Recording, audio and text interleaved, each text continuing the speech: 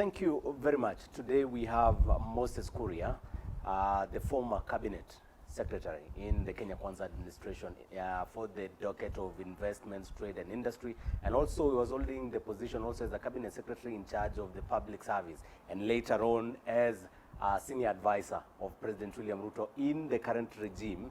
And Mheshimiwa, welcome to KTN. Thank you very much. Where are we as a country? You were the senior advisor of President William Ruto on economic matters. If you ask 10 people where we are economically, you will get 10 different answers. I think you've mixed up Kenyans with a lot of theory, a lot of talk, a lot of confusion.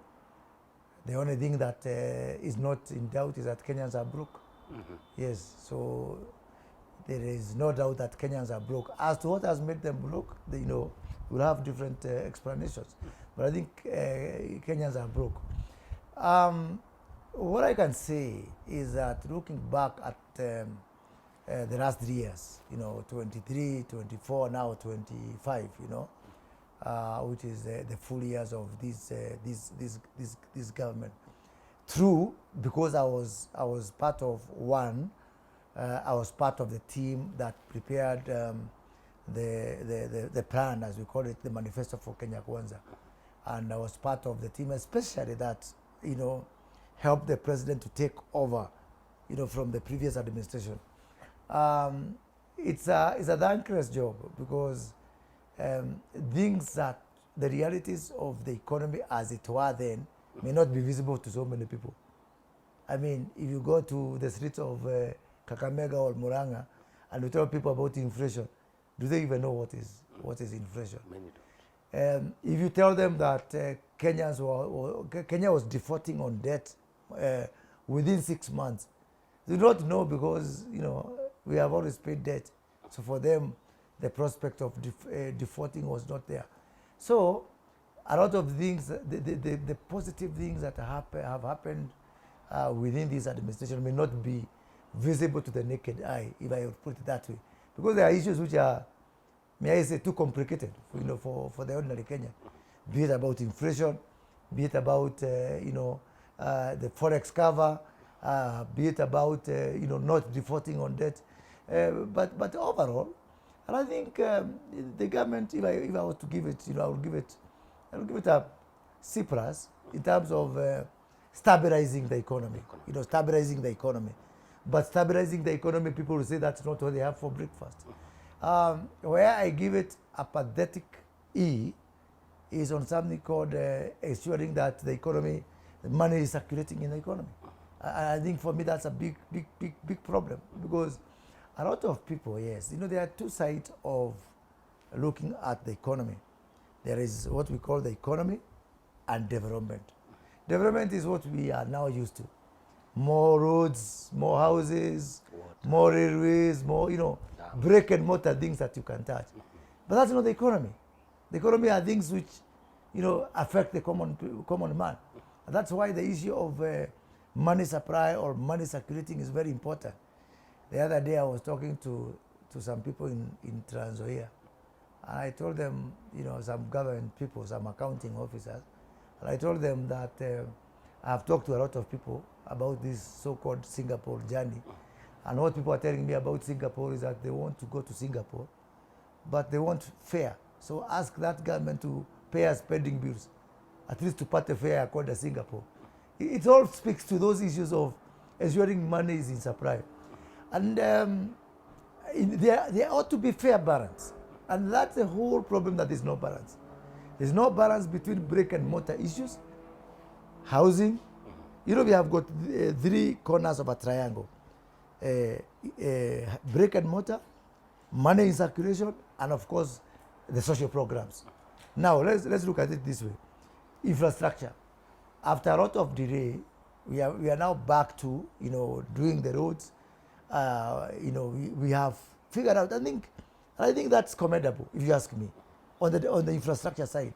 It's commendable, which I am the first person who, in January of 2023, authored a paper jointly with Jugun and Dongo called ABS, Asset-Backed Securities, to provide an alternative mechanism for financing our infrastructure. So when I hear my good friend Didi Nyoro attack, in fact, I would want him to ask me, because I was really the father of securitization. And I did not start in this government. In 2018, I was a vice chair of the Transport Committee in the National Assembly. Yes. And I moved amendment to the Roads Act to provide for use of money that is called annuity to do securitization. Because I traveled to America, I think in 2018-19, as a vice chair of the committee. And I had other junior members of my committee, including one, Rigathi Gachagua, who was my junior member, who traveled with me. And I discovered in that benchmarking that road contractors in the US are paid every Monday. Every Monday. So that when that guy now is paid, then he pays his workers, they pay their drivers, the drivers pay their housemates. So it's a whole chain of how money is supposed to, to circulate. So I think coming up with an alternative mechanism that is debt-free and that is not increasing taxation is a commendable thing. So on the issue of brick and mortar, I think this government may hack it. I think they will hack it. On social programs, and of course social programs, is basically two that, three that make sense to the people. Health, education, and social protection. Those are the three things that make sense to people. If you ask a common person in the village, they will tell you wanangojea pesa ya wazee, or their pensioners, they want to have their money. They will tell you that they want to be treated in the hospitals, and they want their children educated. Those are the three things, social programs. Now, unfortunately, my friend, is that again, that this government was not very lucky, because the way we go about our social programs is nothing but communism. It's communism, and it's not communism that came with this government. How can we have a bill, an invoice of 700 billion on education? Yeah, Kibaki came up with free primary education. The cost of free primary education, in terms of capitation, is somewhere in the region of 15 billion. If you look at the original 8 years. Now, Uhuru Kenyatta came up with free secondary education.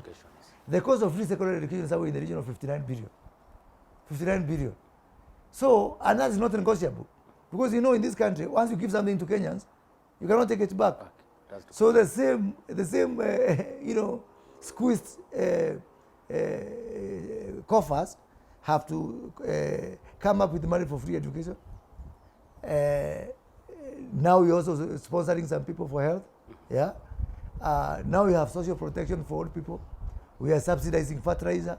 I mean, Karl Marx would be very happy with us if we come back to life, because what we are doing is we are living a lie. I don't know what's the end game. Because once you give, you cannot take. But that makes now our fiscal space to be extremely limited. And before you even plan what to do, there are things you cannot negotiate. Of course, one, you cannot negotiate debt. Yeah? Do you know how much we are spending to pay debt? 1 trillion shillings, including interests on domestic debt.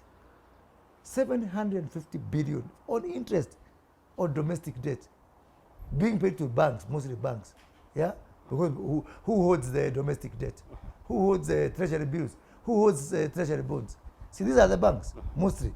That's the way you cannot negotiate debt. You cannot negotiate, debt. Debt has to be paid. Out goes the debt, in comes payroll. Another 1 trillion. Yeah? Mheshimiwa, as you were serving as the economic advisor, senior economic advisor to President William Ruto, are these things that you raised with him? Of course. Not even to raise, he knows.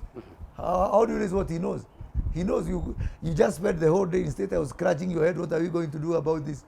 And the rest of the Kenyans, they don't know what kind of a limited, leg room that you are facing. So you keep on now trying to look for solutions here, there.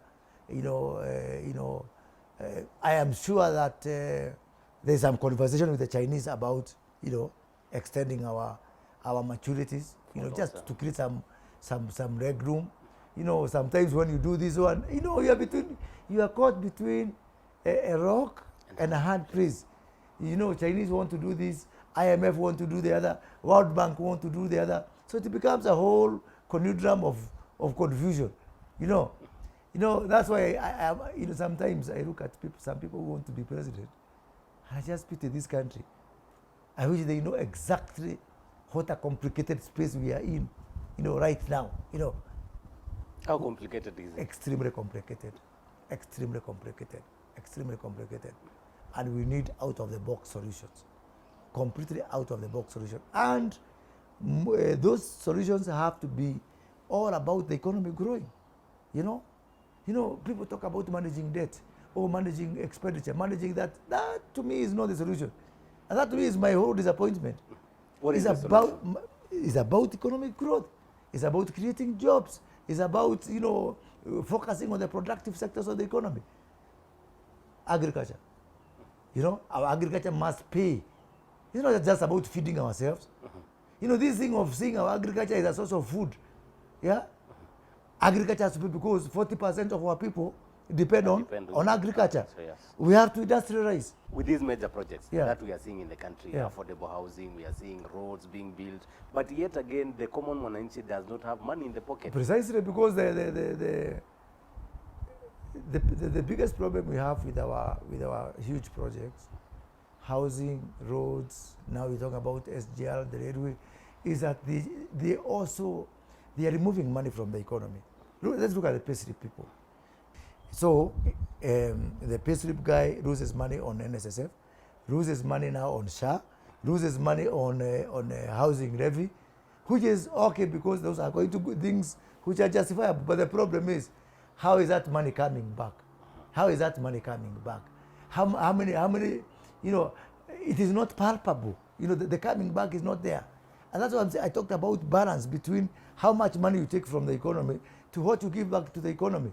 I wish we even borrow money to pay pending bills. Me, I would really understand. I would really understand if you borrow money to pay pending bills. Because that money will get into the economy much faster. There's something I used to do during I was in the budget committee for 10 years during Uhuru Kenyatta's time. There's something I used to do, and we used to agree with Uhuru Kenyatta as a committee. Every Christmas, like this one, we used to pay, everybody owed 5 million shillings and below. They used to go for Christmas with money. One way or the other, they used to take like 10 billion, 20 billion. My friend, sometimes, I think, remember during the COVID year, 2021, we paid 60 billion through some bond for paying the roads contractors, and we paid around 20-30 billion for the other SMEs. So we spent like 100 billion close to Christmas, and the political temperature in the country was coming down because there was something, there was a balance. It does not mean we are not building the expressway. It does not mean that we are not doing some major roads, Mau and all that kind of thing. But there was a balance between how much money you take from the people and how much money you give to the people. Because again, we talked about the burden for the payslip people like yourself. We have got 3 million people who are paying SHA for SHA. 3 million people. The same 3 million are the same ones paying pay as you want. These are the payslip people. Yes. Only 3 million. It's the same 3 million who are paying NSSF, which NSSF is now going to build the Lironi Mau Summit. So this burden is on 3 million people. So when we say we have got 28 million Kenyans on SHA, the ones from informal sector who are paying is only 500,000 maximum. So you have got 25 million people being paid for by 3 million people. How fair can that be? And how much can that take? So I was expecting that by now we'll be able to net more people to assist these 3 million people in carrying out the burden. But again, I attribute this to this. I attribute it to civil service. In fact, those people, I think they laugh at the president. Those civil servants there, they laugh at the president. Sorry for saying this, because I was part of that government.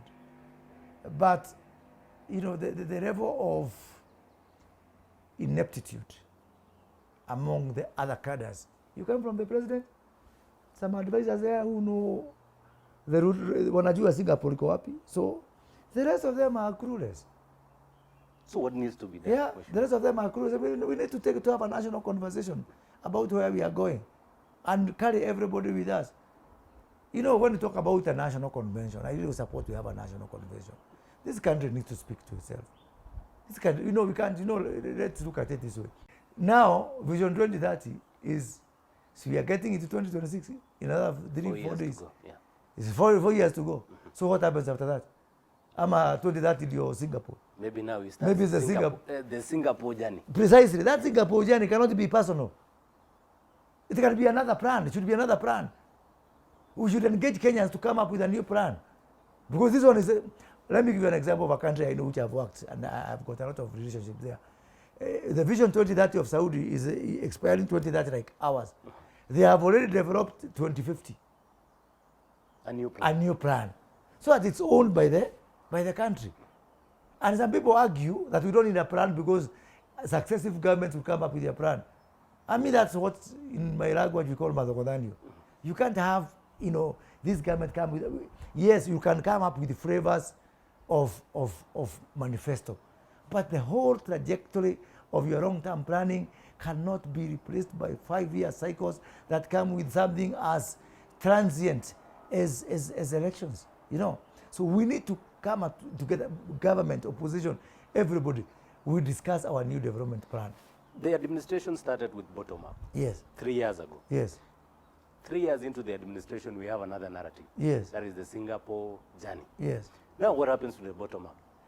I think that's a good question. First of all, what is Singapore? What are the elements of Singapore? Do you understand? I don't. Me, I don't either. I have heard rumors. Me, I don't know. I don't know how we are going to Singapore. If you know, Jeff, you can tell me, because I don't know. I don't know what it is. I heard it's the National Infrastructure Fund. So if there is no National Infrastructure Fund, there is no Singapore. I heard about, you know, this lack of clarity, you know. You have to carry the country with you. You have to carry the country with you. Define, be understandable. Be easy to understand, because you are not leading yourself. Maybe something is good. By the way, let me make you laugh. I ran for governor of Kiambu in 2022. I can share with you my posters. Do you know what was my slogan? Like Kiambu, like Singapore. 2022. So what was your Singapore looking at? Exactly. Let me tell you my Singapore, which I was looking at. Kiambu County is 2,500 square kilometers. Singapore is somewhere in the region of 800 square kilometers. Can you imagine? So the place Munataka tuende is a third of Kiambu. Forget about Kenya. In terms of size, it's a third of Kiambu. In terms of population, Kiambu is 2.4 million. Singapore is 6 million. Obviously, because a lot of people have moved because of. So I was saying the good things that Singapore has done can be replicated in a small place like Kiambu.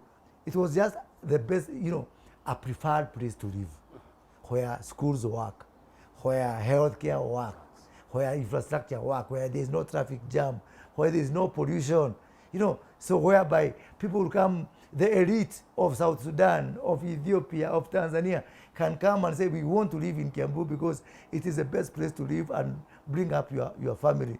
That was a Kiambu, Singapore I wanted to bring in Kiambu. By the way, now you have taken it and blown it up to the level of Kenya, a country of 9 times the population of Singapore. Kenya is 9 times population of Singapore. Okay? And it is 6.5 times the GDP of Kenya. So now that you have adopted Kenya, you have denied me my model of Kiambu. Kiambu was closer to Singapore because it was closer in size, population and everything. So Sasa, see now also then you tell us now how you are going to come from being a sixth of the GDP of Singapore, and because you are 9 times the population of Singapore, show me now how you are going to have, because the population of Singapore is the GDP of Singapore is 890 billion US dollars. Kenya is 130 billion US dollars. Now tell us now, then the ideal, if you go pro rata, for us to maintain the same level of per capita GDP, Kenya needs to be somewhere in the region of 2.7 trillion, dollar population, which is, almost the entire Africa. So we need to be understandable, yeah, and we need to make this a Kenyan something, yeah, because you say, as we say, you are not going to go to Singapore in 5 years. You're part of the team for the bottom-up economic model. Are we on course on what was intended to achieve? I think bottom-up has been let down by poor execution. The thinking was good. Our thinking was very sound. When you have things like what I was trying to do within the industrial parks, abandoned all over the country, which better bottom-up than ensuring a place called Sinoko in Kakamega, in the heart of Likuyani. Can you imagine how wonderful it would be to get people lining up for jobs in the morning in the village? Do you know how good it would have been to have people migrate from the urban area to the urban rural migration, because jobs are happening everywhere. Bottom up was good, but if you ask me, the element of bottom up that have worked are minimal. They are minimal, and not because bottom up was bad, but because we have, gotten our eyes off the ball in terms of something called execution. And for me, I believe in something called my strategy is my execution. If you don't execute properly, strategy is meaningless. And even if we agree on getting the boarding passes for Singapore, if we approach it with the same kind of lackluster execution, like what I've seen on the bottom up, then we are not heading anywhere. There is another discussion, another debate that is coming up, and you started this debate in 2016 about a constitutional moment as a country. Have a referendum in the next general election together with the 6 ballots. We have a 7th ballot of a referendum. What justifies that? Now we have got 15 years experience with this constitution. How has it served us? I used to have this discussion many times with Baba. I used to tell Baba, Baba, you are the father of devolution. Baba, you always saying that resources should follow function. You are for strengthening devolution. I agree. Are you also owning up to being the father of the corruption and the wastage that is in the counties? Yeah? Are our counties viable enough? Isn't that a question we should be able to take to Kenyans? Let us look at now the issue of the executive. Kibaki and Raila came up with a grand coalition government, which again was forced by circumstances. And Kenyans lost lives. Yeah? By the time that Uhuru Kenyatta is also now coming up with a handshake, more lives were lost. By the time we came up with NADCO, more lives had been lost. By the time we were going now to broad-based, Gen Z lives were lost. I mean, why do we keep on bandaging a wound that obviously is showing you that there's something about Kenyan society that need to be fixed fundamentally, not by cosmetic, cover-ups. That's what I call taking a Piriton instead of surgery. Because what is it? There must be a story. There must be some lesson it's telling us. It's telling us a story which we are refusing to listen. That we cannot keep on having artificial arrangements called broad-based, called handshakes, called grand coalitions. We must fix our constitution fundamentally, because it has shown, no matter, BBI was there also, I've forgotten that one. All these things are saying we need to have a deep breath. We breathe in and we breathe out. What do Kenyans want to see for them to be satisfied that the government is inclusive? Yeah? Because we used to say, no, those people want nusu mkate. Hakuna hata toast moja utapata. Hata slice moja. Serikali inakuja, ingine inakuja. No broad based, no sharing, no power sharing, no nusu mkate, no whatever. That one comes. How come the reality has remained the same? It is speaking to the need for fundamental relook at our society and our constitution and aligning them together. I think people are saying, and we've been saying about this, what we call, my good friend Mutahi Ngunyi calls the Ferrari presidency, of having a president and a deputy president. Unfortunately, when we created the position of the Prime Cabinet Secretary, it could have maybe given us a flavor of how a Prime Minister would look like. But I think you will agree with me, the PCS position appears only on paper. More like a ceremony. No, it is a K in a knife. It still sounds as a knife, whether you have it or you don't have it, you know. So, because again, you know, it is borrowed power.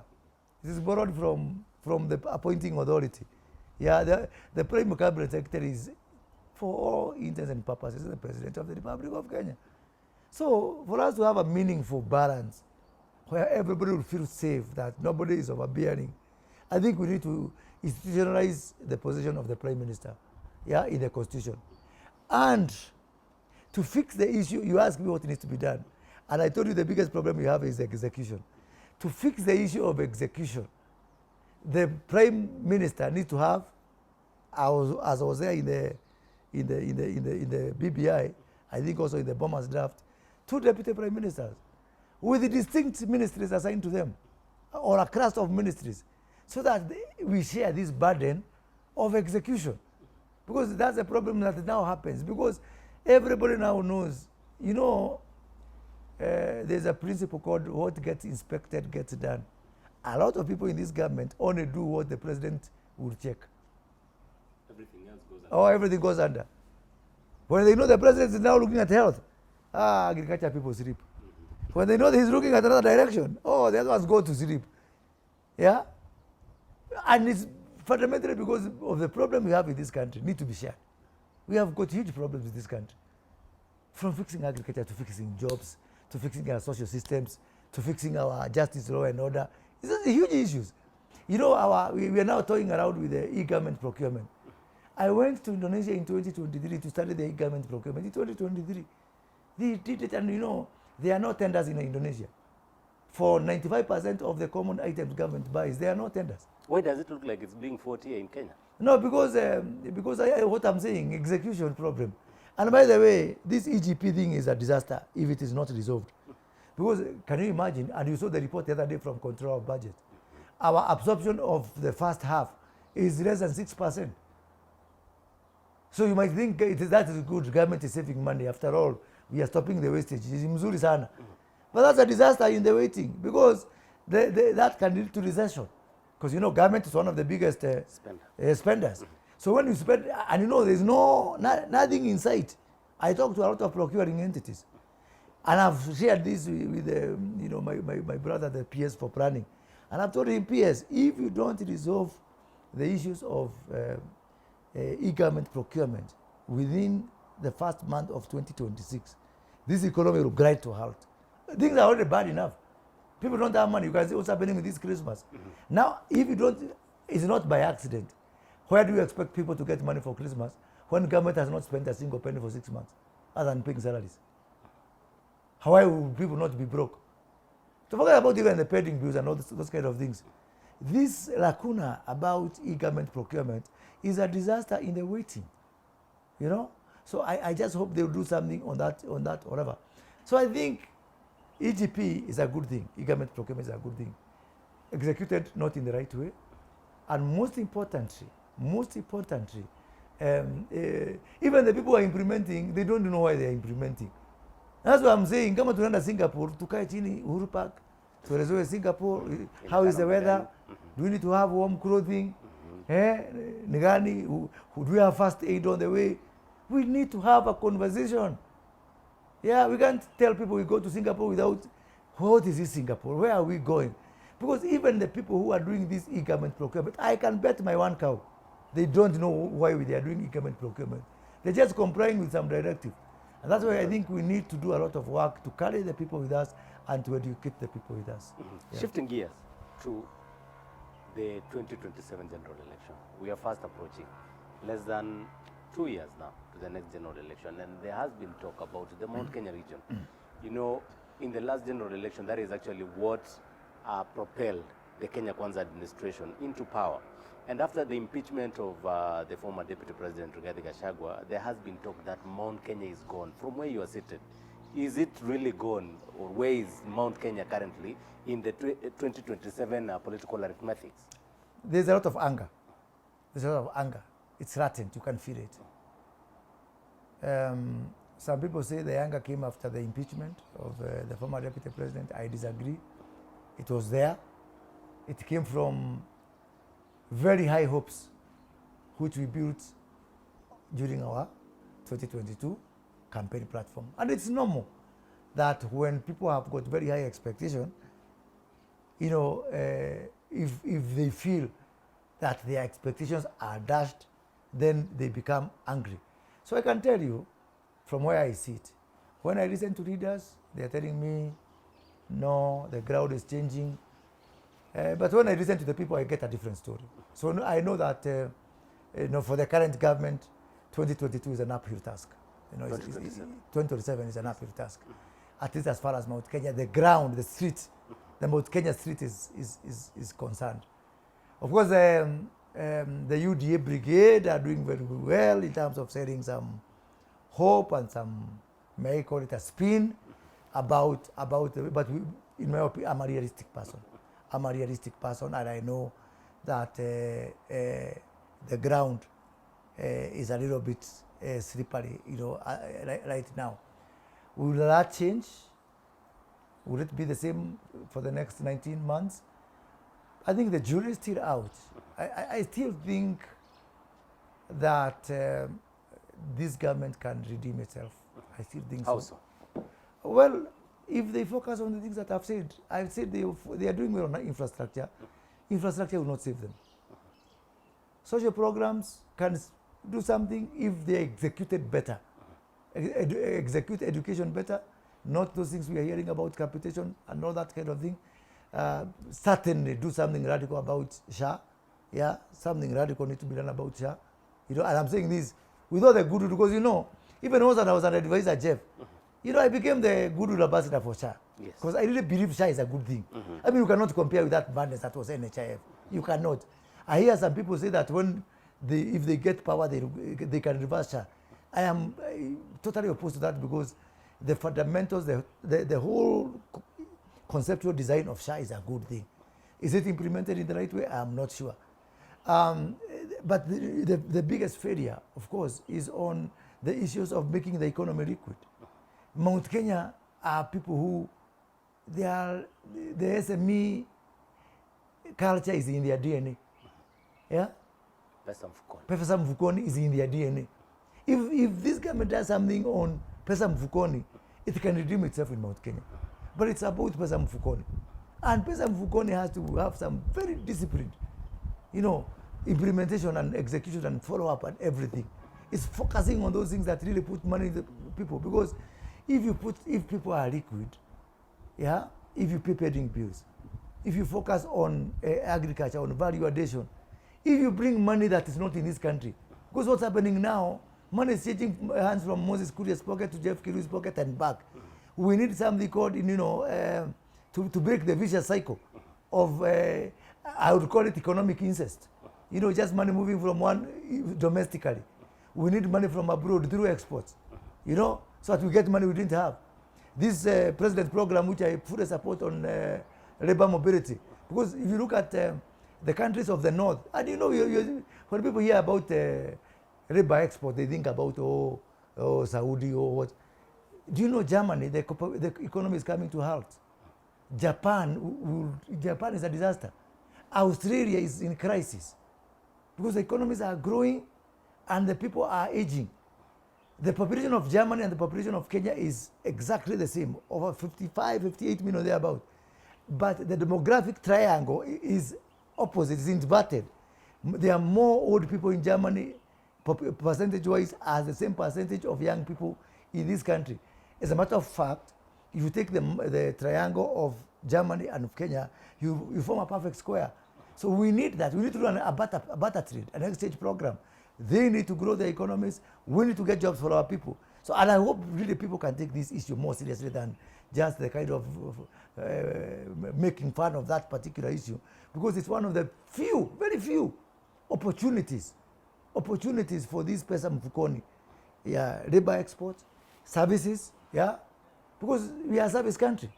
Then now, another thing, and I think there I want to commend the president, on the issue, how come every government has been coming, we say we have oil, we stop producing our oil, so our resource base is very low, and then they walk away. That now, a Kenyan company, Gulf Energy, has gone back to Talo, for me is something very good. Maybe that's our salvation, maybe, who knows. I want to see the same on minerals. This country is very rich with minerals.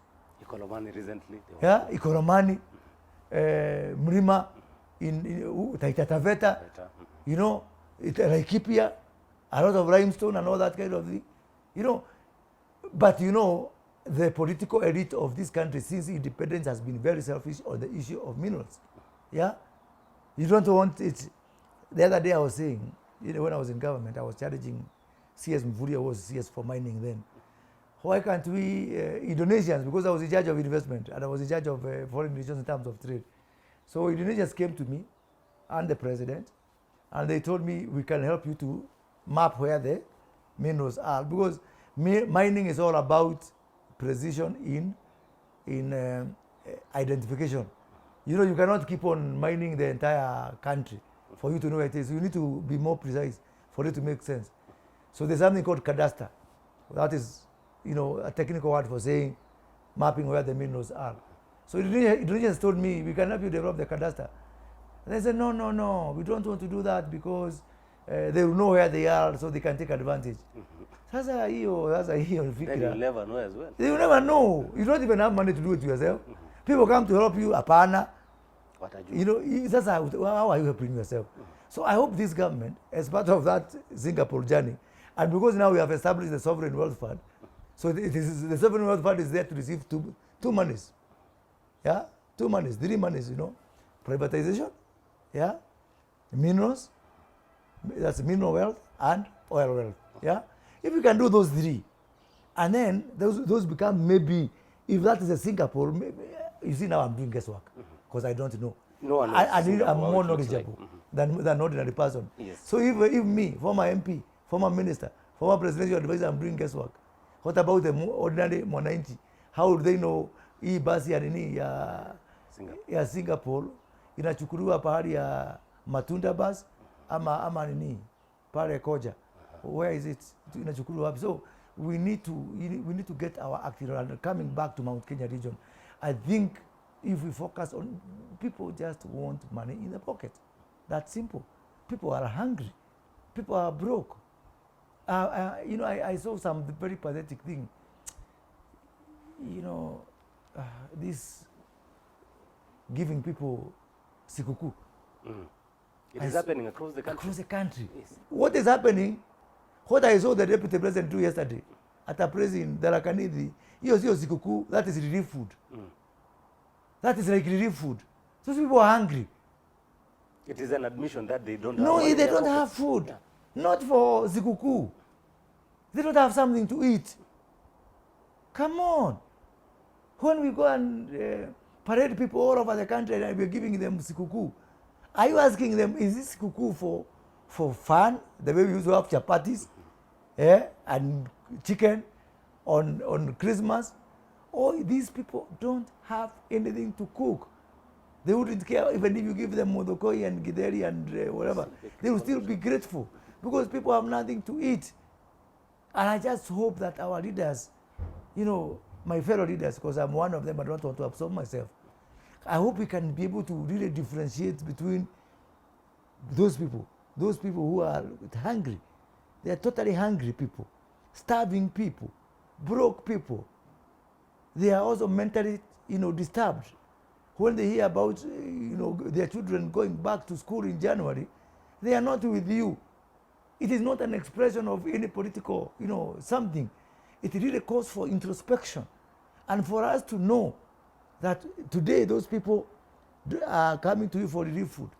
Tomorrow, when they have nothing to eat, they will eat us. We have the dynamics about the former deputy president, now the party leader for DCP party. Is it going to be consequential, even in terms of President William Ruto defending his second term in office, considering that the Mount Kenya region was actually one of the biggest voting bloc for Ruto, who has now moved, so looking towards the former Prime Minister Raila Odinga's basis. Anybody who is telling you they are sure of what will happen in 2027 is a liar. It's a big fat lie. There are so many balls in the air. But the head of state has come out to say, I don't have competition. Well, that's what when somebody is going for war, they say, Nitaka chapa. You are imagining the other party also is going to have their hands tied. These things are dynamics that they will change. They will change. You know, first of all, we have not even defined the issues for 2027.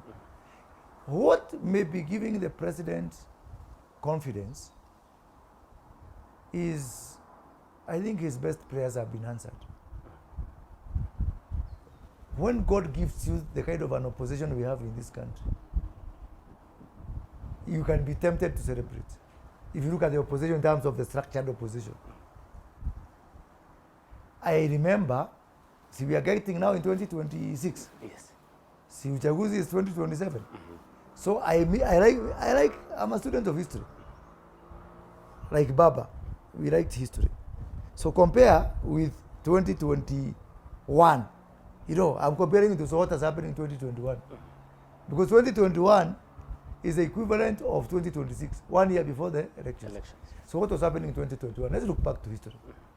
So we started with a place called Msambweni, 15th of December, 2020. There was some by-election in Msambweni, another one in some MCAs here and there, including one in Muranga, which my party won for the first time. Yes. A place called Gaturi. And we have searched the then broad beast. What was it called? Handshake. Handshake. We have said the handshake in Msambweni. Yeah? Higher. We came from Msambweni, then we moved to a place called Juja. Everybody gave up from the opposition that time, gave up on Juja. Juja is next door to President Uhuru Kenyatta, Jubilee, blah, blah, blah. So me, I decided, see, they have given up. My fellow colleagues in the opposition. I decided to give it a try. Help me. They didn't even help me, by the way. They didn't help me. Actually, I just saw people when I won. I turned like this, I saw the Denyoro. I said, hiya, you are here. The other side, I saw the Gashagwa. When we were at Mangu High School, not far from where we are, I won. That provided the impetus for us to go to Kiamba. And we won in Kiamba. Now we combine forces as a Tanga movement, as we were then called, the Hasra Nation, that particular time. So there was a lot of activity, which was press-ups. We were in the political gym for 2022. And I am sure the signal is out from these by-elections. The ones which we have passed, including Bere, Malava, Magarini. Which you accused, actually, Bere, you accused. I will come to that, yeah, I will come to Bere. But I think some other rehearsal movement for 2022 will manifest itself. It will bring itself in 2026. Yeah? So the jury is still out.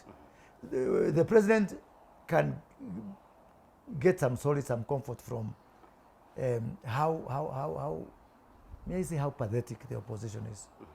How pathetic it is. My friend, I've been in this game since Matiba 92. As a student in the University of Nairobi, I was in Marlborough House in campaign headquarters of Kennedy Matiba. I have been part of all multi-party elections. And how to win an election is not the way. You know, they say if it sounds like a duck and walks like a duck, then it's a duck. It's a duck. This duck called United Opposition is not how to win elections. Are you rating them? Oh, let me just give you some flavors. One, which coalition in Kenya is formed of many parties is formed years before an election? Kibage's NAC, NACRC, was formed in October for December election in 2002. Yeah? Kibaki's PNU was 3 months in 2007.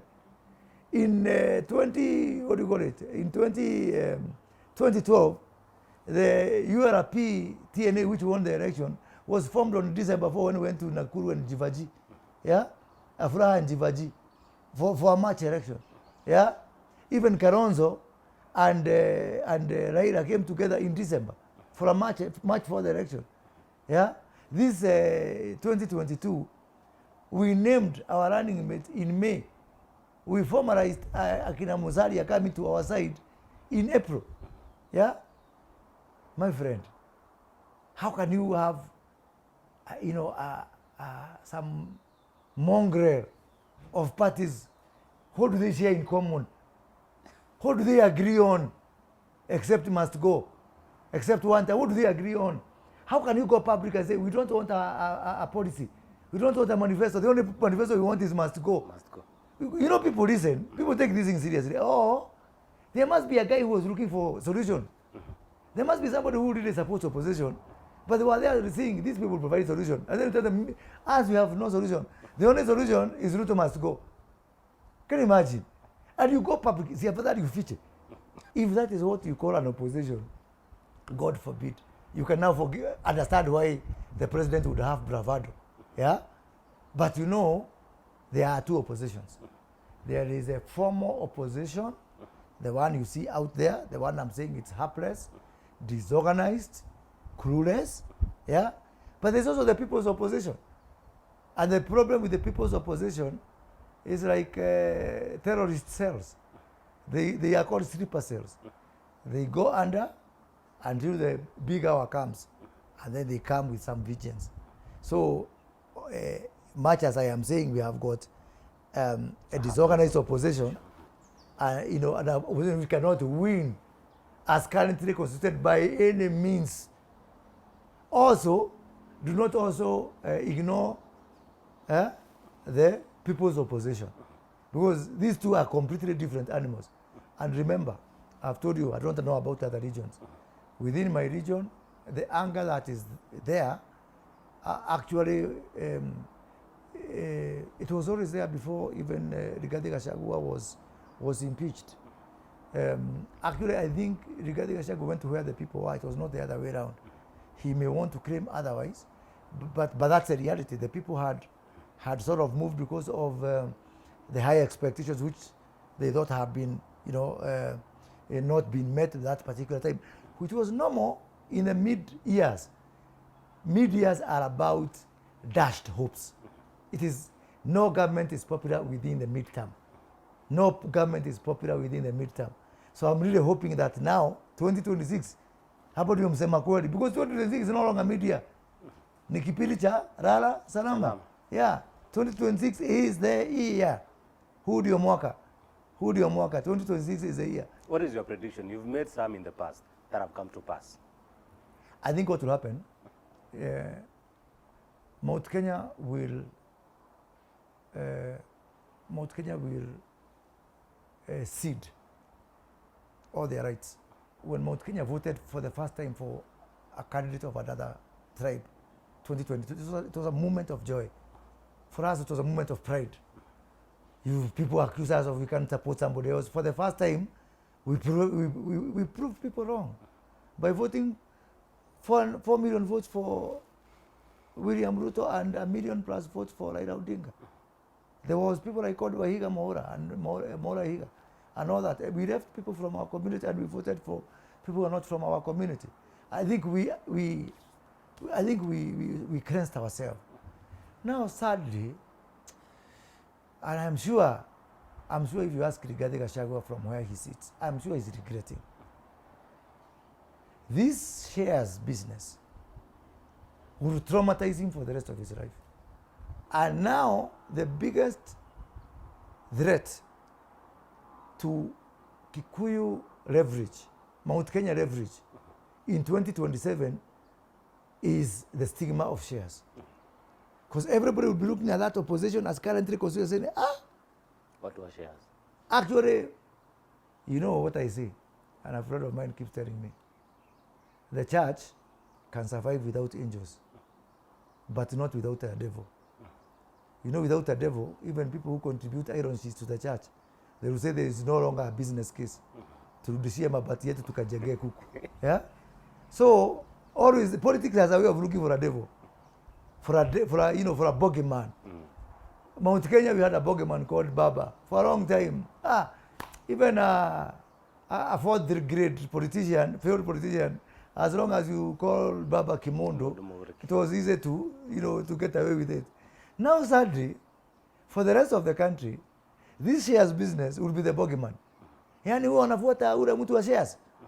So sadly now, that will come as a stigma, which we had managed to wash ourselves from in 2022. And that's why I say people should be very careful, honestly speaking. And some people are even older than me. They're even older than the president. I mean, their actions are not commensurate with their age. May I say so? Because now, even my son will be branded shares people.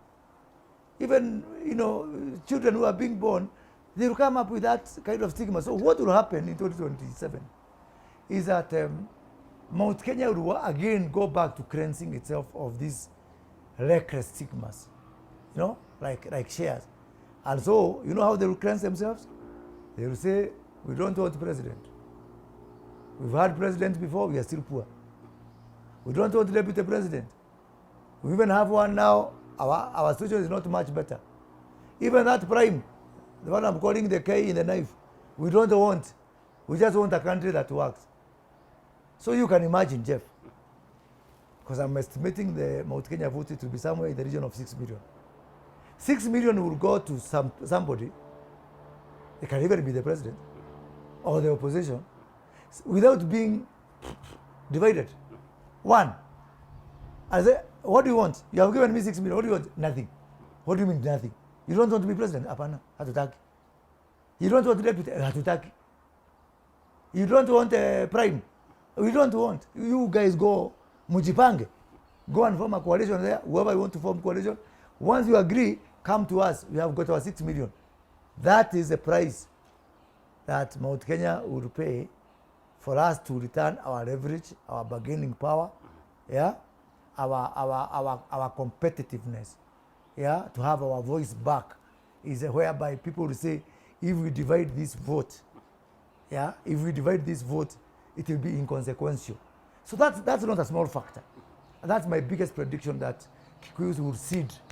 They will cede. They will defer their claims to anything and say, we'll sit down, make a decision, point to one direction, look at what is in our best interest. And the best interest is not about positions. It's about the economy. After it's about money in the pocket. It's about policies. That's why I shake my head when I hear some people say, we don't want to talk about manifesto and policy. It is the same people you are telling that they will turn against you. Because they're saying now, because we don't want positions. You might remove one person, you put another.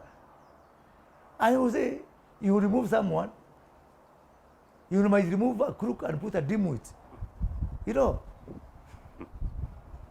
Now, there are people who are actually pushing for that narrative to break the Mount Kenya region. And some are actually in the government. We've had a cabinet secretary saying that they are now pushing for the Mount Kenya East to secede from the Mount Kenya West. I don't know why people are surprised. It's not new. In 2007, Kibaki didn't have that problem. But the young people were planning to secede. The Mount Kenya youth were planning to secede in 2007. I remember I was in that campaign. We did a lot of work to convince them to stay in the fold. In 2013 and 2017, Meru was always going. It was always a story. I remember in 2017, Baba went to Meru 17 times. He still didn't get any vote. You remember, he didn't even get any meaningful votes. So it's something that comes and goes, but at the end of the day, when the big hour comes, it's not something for leaders to say. It's not something that leaders can tell you, divide the mountain. Sio ati kitu unakuja na shoka ati unakata mlima. A lot of incitement has been tried before. It doesn't bother me. You've not even heard me comment about that division. Because I know I've seen it before. And we can talk now about the by-elections and Berry. I know they are buoyed by where we are coming from in terms of the by-election. But that was a very complicated by-election. How so? One, because of cronyism. Cronyism played a major factor. Two, of course, there was a lot of voter bribery.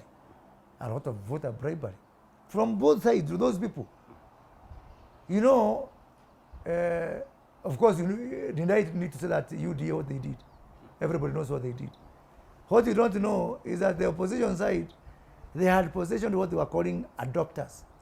So people who are looking mostly for the DCP ticket, they went there.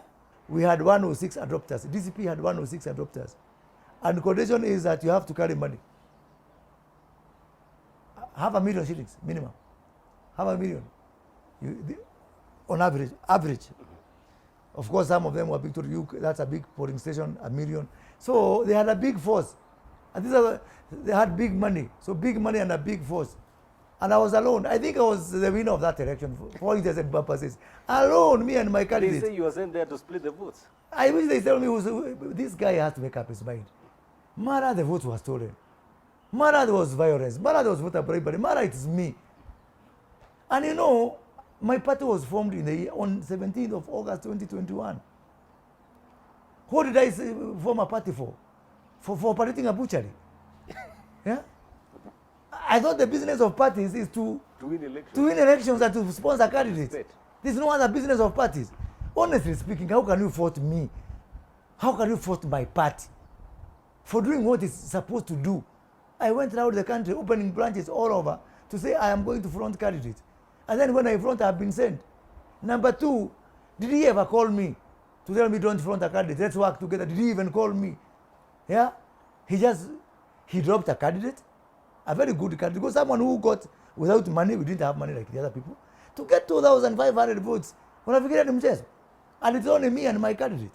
This other side, they are a whole multitude. This other side, it was a tyranny of money. And, you know, katikati hapo, between 2,500, I think his pain was because he lost with only 400 votes. And in his calculation, I don't know where he did the opinion poll, the votes that came to my candidate would have gone to his candidate, and maybe his candidate would, maybe that's a matter of conjecture. But then again, you know, the other day, Rigathi Gachagua came on KTN, and 2 times. One, he said, William Ruto fired Moses Kuria, the best minister of trade Kenya has ever had. He's a very bright fellow. How can you remove Moses Kuria and you replace with Kabogo? That's a sick joke. The other one, Moses Kuria, there's no difference between Moses Kuria and William Ruto. He's a Hurubaro. This guy is confused. He's confused. He's thought, you know, Rigathi Gachagua can only bamboozle people who don't know him. No, but not me. You know him well. I know him very well. You campaigned for him. I campaigned for him in 2017. That time I was the in thing within this Mount Kenya region. And then now, of course, he got elected. He came to parliament. I became his boss. I was the chair of the transport committee. He was a normal member. I held his hand. I took him to offices, especially on roads. Every other road, barabara yote, you see in Madeira, I have got a hand on it. Be it some road there called Slaughterhouse, Karatina University, the road that goes to his home. I showed him this is how. Ask Engineer Kimeli, who was a DG Kera, who is now the DG Kenya, acting DG Kenya. I took Rigathi Gachagua there. I showed him this is how budget is managed, because I was both in the vice chair of the transport, but I was also a ranking member of the budget committee for the second time. So I taught him a lot of things along the way, and we were very good because, you know, we were going very well. I think problem started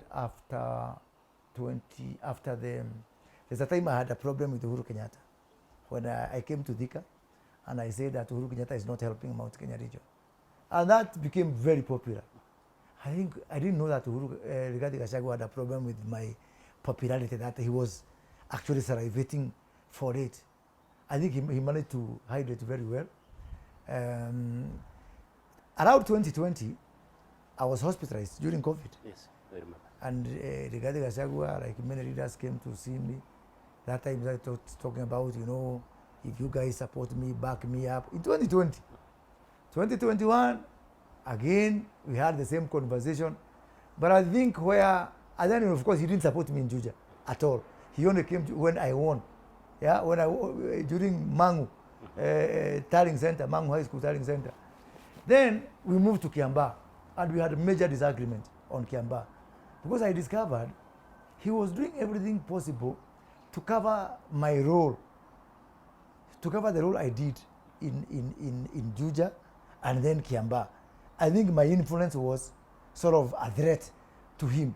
So we had major disagreement during Kawanjiko's by-election. And you can ask Kawanjiko or ask the people, because William Ruto, because it was a very close election, he wanted someone who had experience of winning. I had won only some few months back.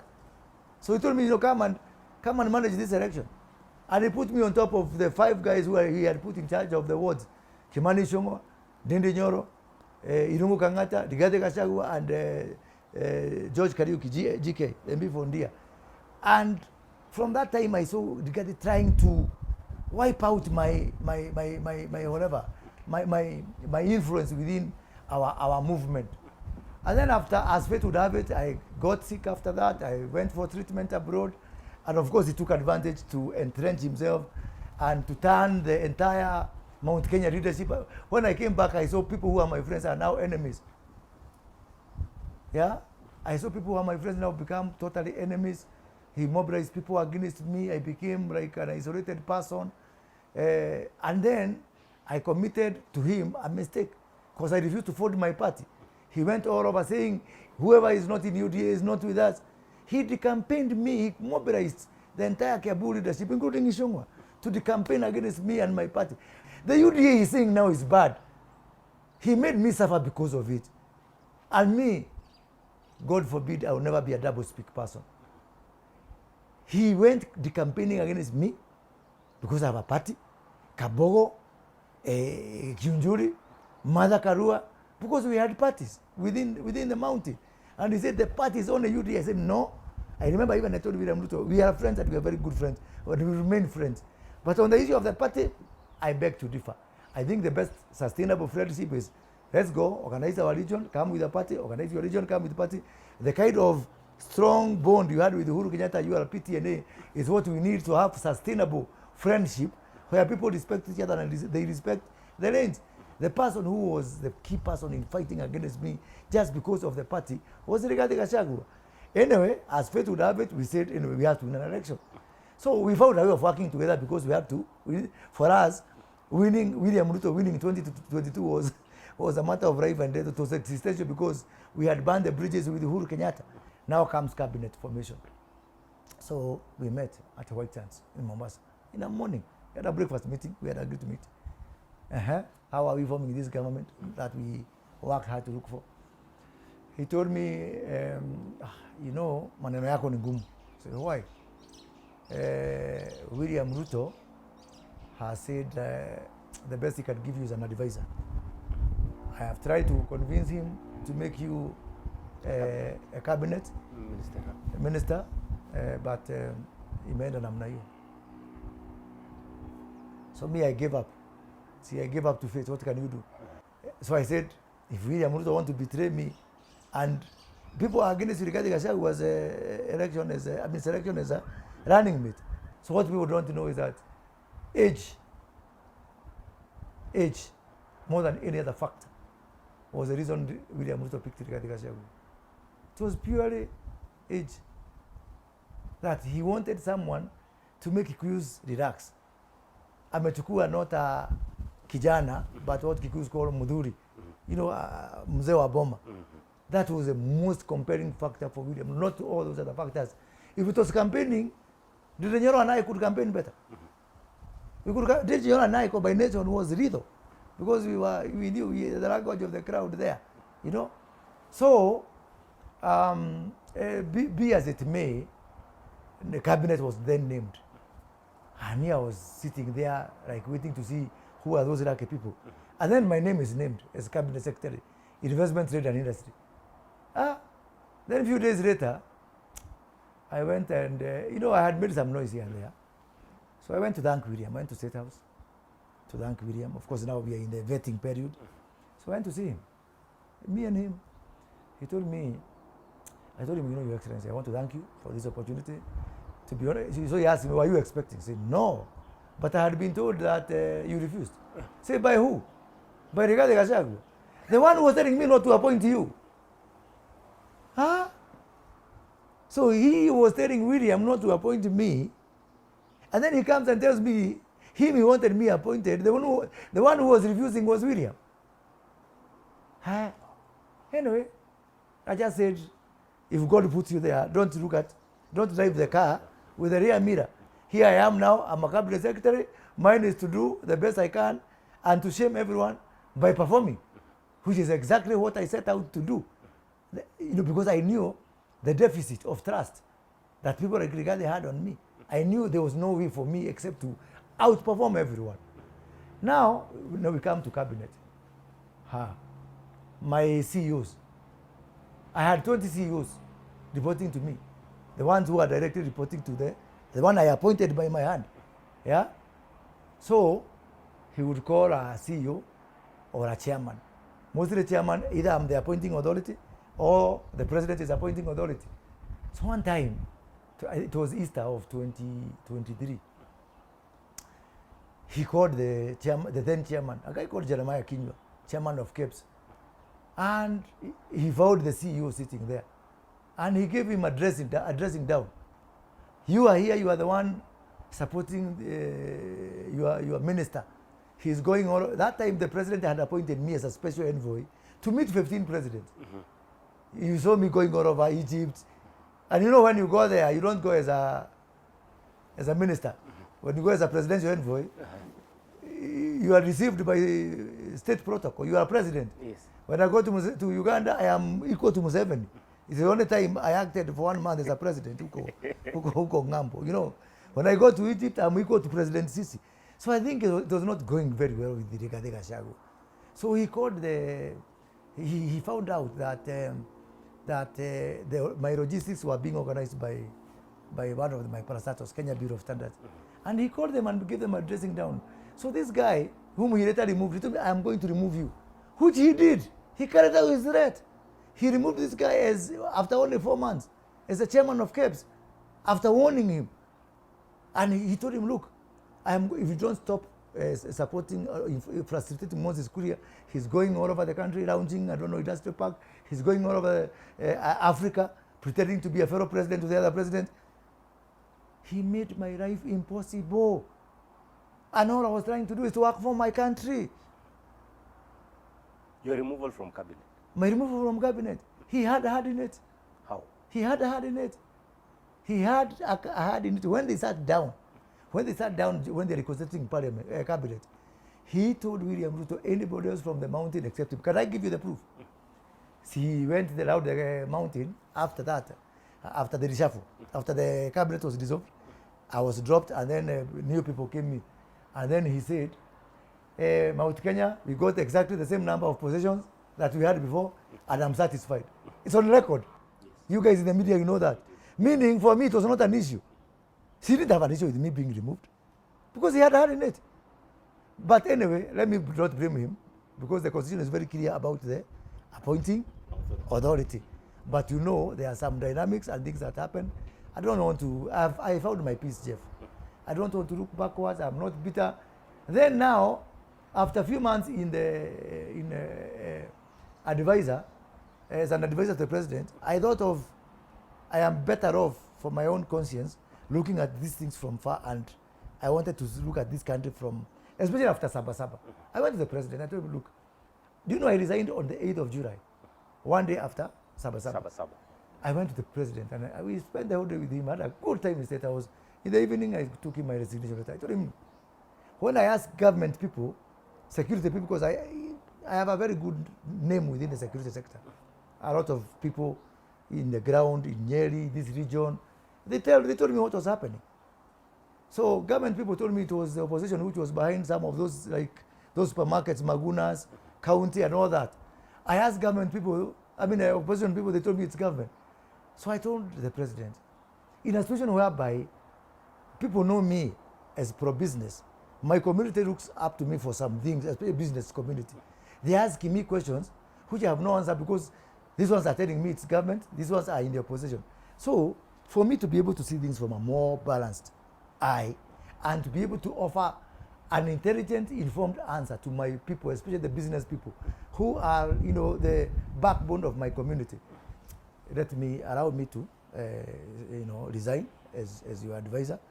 We remain friends, and sina ubaya na wewe, nothing to do with you. Let me, at least, I think I need to start for country for once, away from all these maneras going on. Then now, Rigathi Gachagua goes saying that you know, I am Kasongo's Urbaru, I am this, I am that. When I'm in government, you are frustrating me. When I resign, you are frustrating me. When I have a candidate in Bere, I have split your vote. Actually, what I believe, because I also talk to, I have friends. I talk to people in the opposition. I talk to them, my friend. It is the most miserable marriage they have there. All of them complain. All of them complain. In the opposition. Oh yeah, I think William Ruto's chief campaigner for 2027 is Rigathi Gachagua. As long as Rigathi Gachagua is calling shots within the opposition, William Ruto can sit pretty. How he manages the coalition, how he brands everybody. Moses Kuria is Kasongo's Urubaru. Uhuru Kenyatta is Jubilee is Urubaru ya red. I don't know who is who. This one is like this one. He is the only good person. He is the only good person on earth. Everybody else is to be branded. Everybody else is bad. You know? How can you work with someone like that? So he can continue blaming me for his cow which did not succeed in artificial insemination. He can blame me for anything. For me, I am at peace, and my people, I take solace from the fact that I can go to the public, and the public has no problem with me. I'll continue playing my role in making this society better in whatever way I can. As we wrap up, the broad-based union, ODM and UDA party, what do you make of it? To be honest with you, the broad-based has served its purpose. It has done good for this country. I remember on 26th of June 2024, the day after Gen Z, William Ruto called a few of us in the morning to see whether he will sign the finance bill or not. We are not many. We were myself, Didinyoro, Duare, Murkomen, Kidiki, very few people. Of course, Rigathi was not there because he was in Mombasa doing his own thing. And he asked us, do I sign or not sign? What I didn't know is that throughout the night there was some other team which was there, which had concluded that he can sign the finance bill. So I was the only one who was not in the night meeting. So only me had a fresh view. And for me, there was no doubt in my mind. So I told the president three things. Number one, you cannot sign this bill. You cannot sign this bill. Because that is Rigathi Gachagua sabotaging you from one side, Gen Z or the other. Do you want to combine, and some other forces, I don't want to mention other people, who are working towards, do you want to combine all those forces together? Do you want to give them an excuse to now come together and ban the country? Yeah, that's number one. Number two, you have to restructure government. What happened yesterday? It's treated like a vote of no confidence. Yeah? So you have to restructure government somehow. Number three, you have to re-engineer our politics. Those three things. So everybody was in that meeting, was like this. So, what do you mean? I asked me, what do you mean by re-engineering politics? I told him, you have to form a government of national unity. These are movements, I have seen them. These are movements in other countries which you choose to have a country or a government. For me, I would rather we don't have a government and we have a country. Yeah? So, many things happened. Of course, he did exactly what I told him. He didn't sign the bill. He dissolved cabinet. And then he reached out to ODM.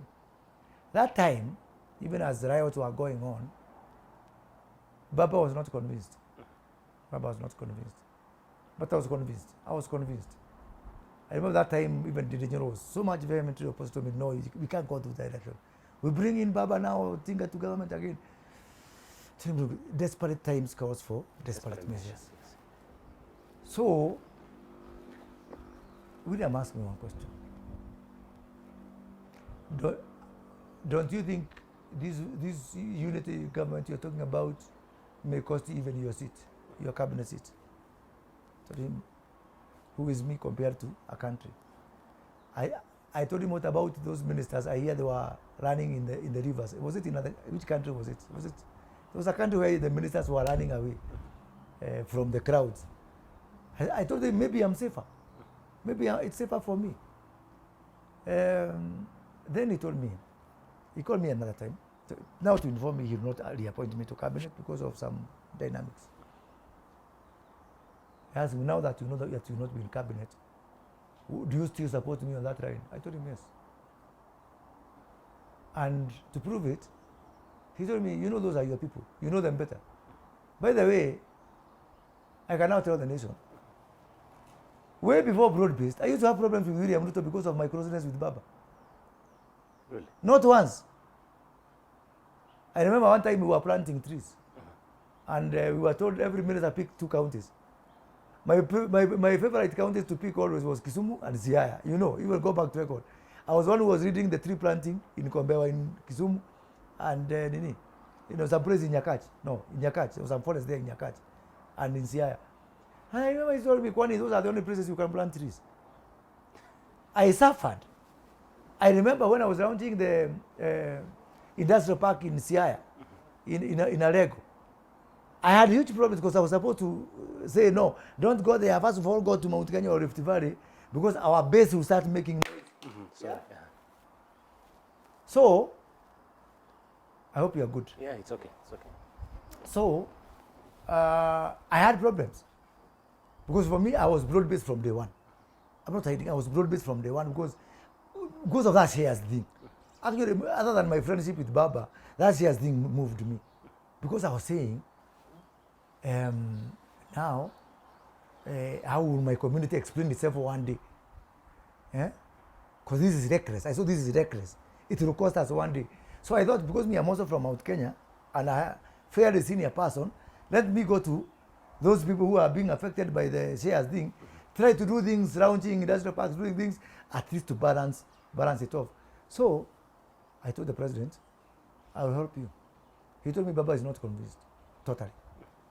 So I told him I will convince him.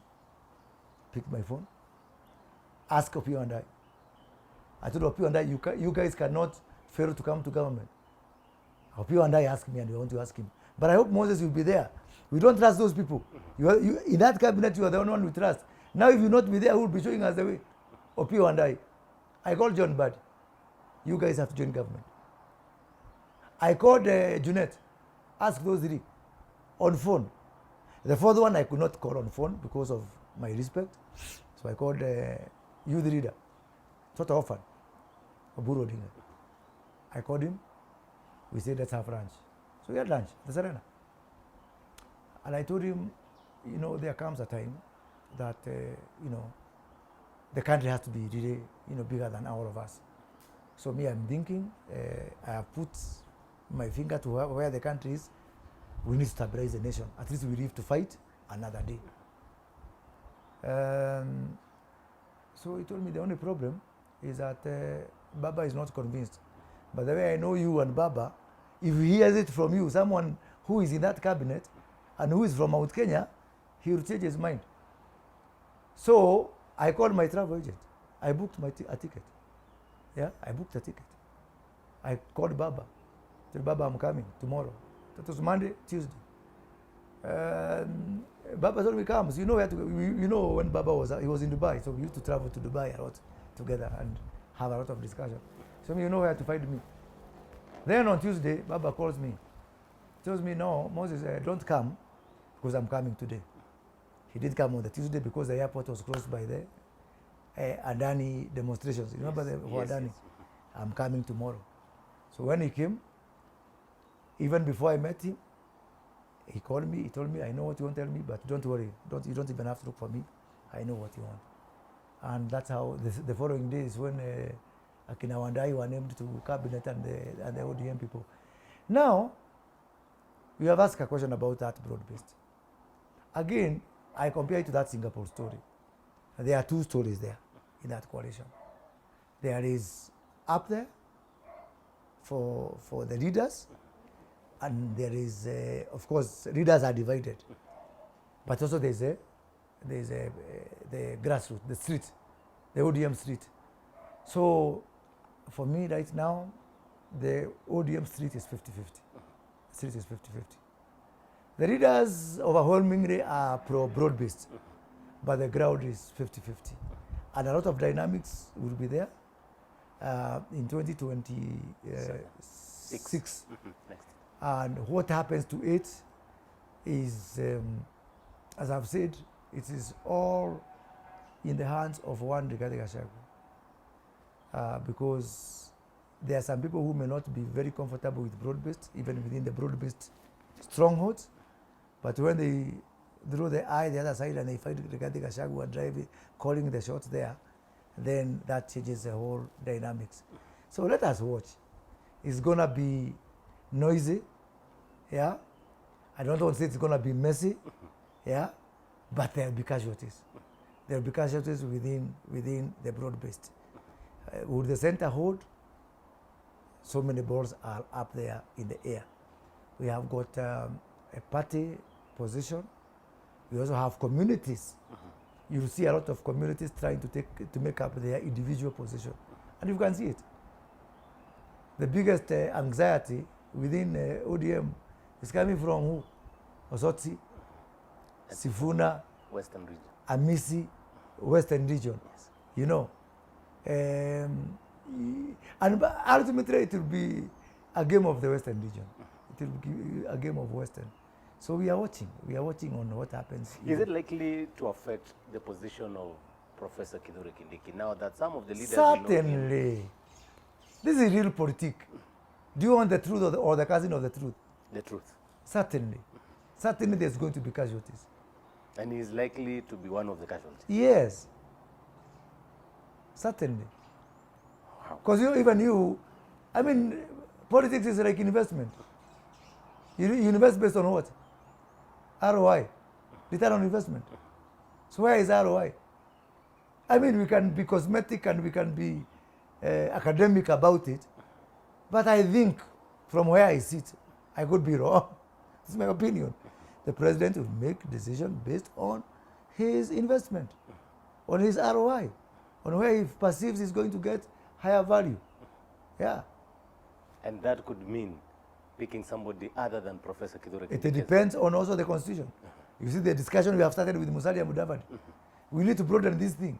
Maybe that time now, you can be able to shuffle things there. So, and both sides need it. Both sides need, unless we want to divide and polarize this country, united opposition, broad-based government, we need that constitution.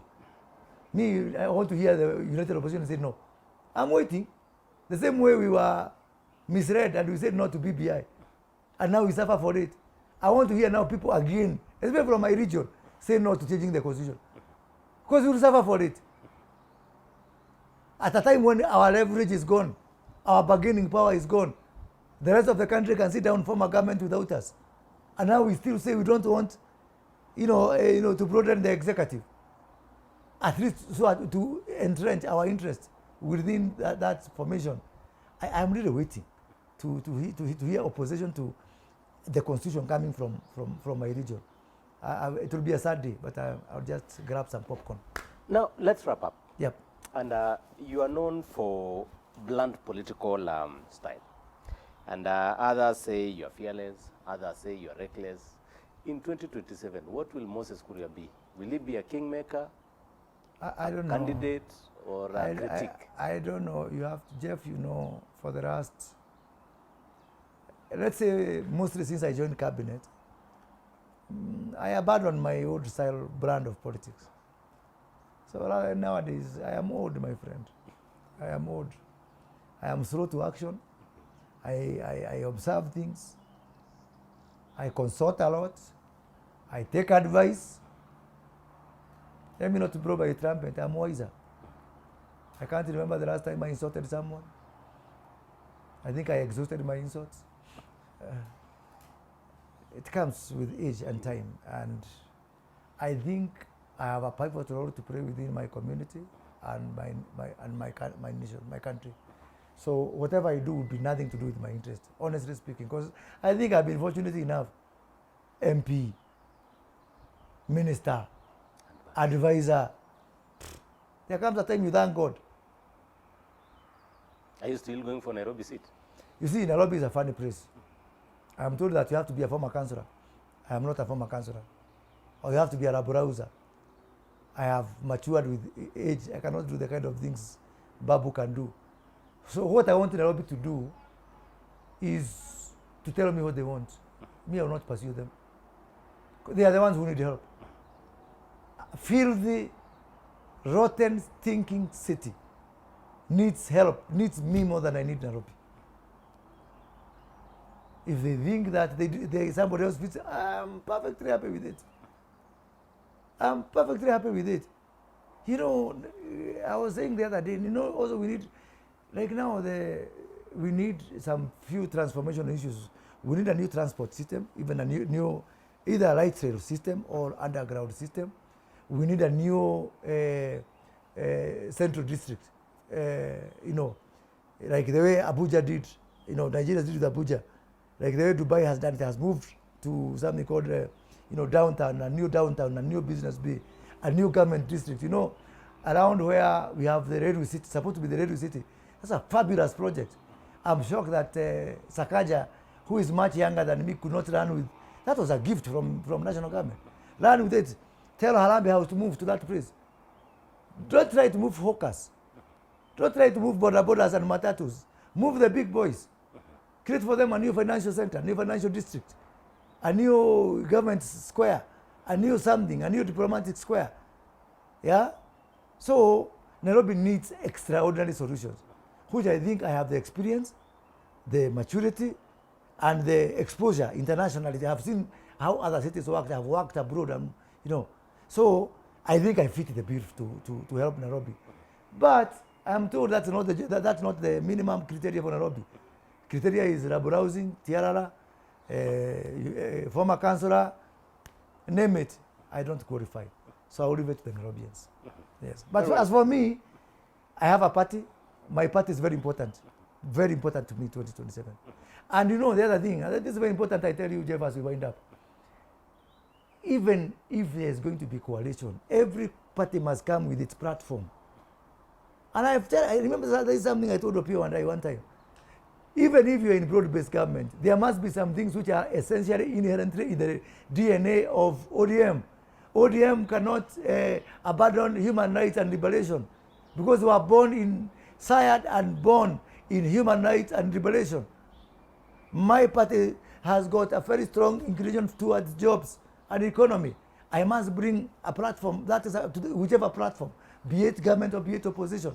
So what I'll be doing over the next 19 months is organizing my party, agreeing like the green parties do, yeah, like the social development parties do there in the West, that these are things, if we want our support, these are things we must agree on, not on positions. The things I'm talking about, how do you form government, how do you execute, how do you put money in the pockets of the people? We need everybody. I don't want to join those people who are saying, I think your only manifesto is must go. Everybody must carry something, because no one party can govern this country. So whichever parties constitute government must come up with the agenda and say these are our minimum irreducibles. Thank you very much. Thank you. Thank you, Mheshimiwa Moses Kuria, for granting us this chance. That is where we wrap up that interview. But of course, I want to take this opportunity to wish you a happy 2026. Back to you.